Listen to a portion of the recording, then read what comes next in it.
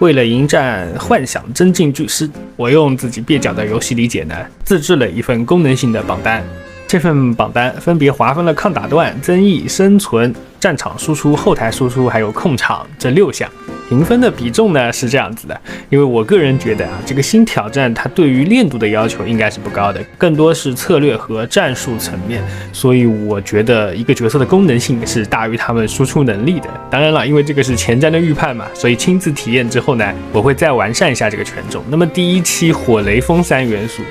在功能性排行里面 Top 10的是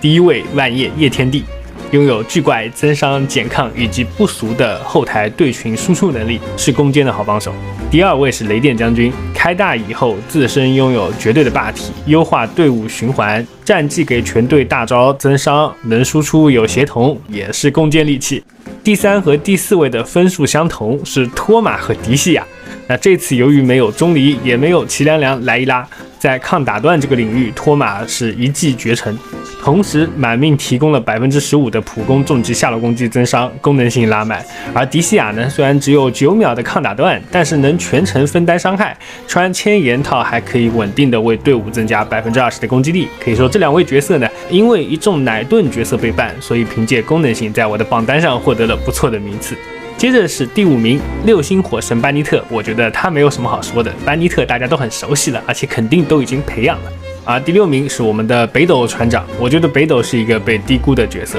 大招对双特化，提供一定的抗打断和减伤，满命之后还有雷元素减抗，可以说是一位多面手。随着赛道越来越细分，我认为北斗是完全值得去培养的角色。接着第7名是第1超载辅助夏沃雷，能加攻击能减抗还能回血。美中不足的是，想要增伤就需要满命，以及他还是比较所配对的。然后第8名是可爱林尼特，最强嘲讽，可以说万叶温迪吸不了的怪，他也能稳稳控住，还有一手加攻击的天赋，以及使用风套可以减抗，我觉得是非常有性价比的角色。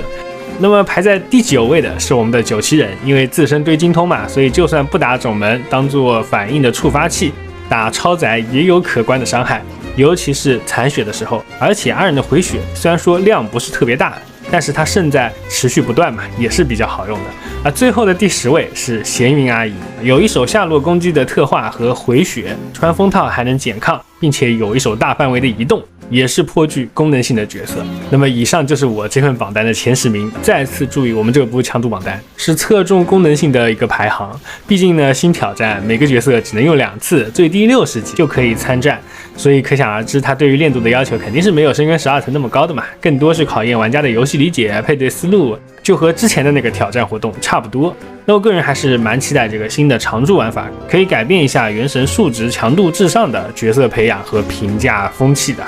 好的，我是提瓦特地理，我们下期再见。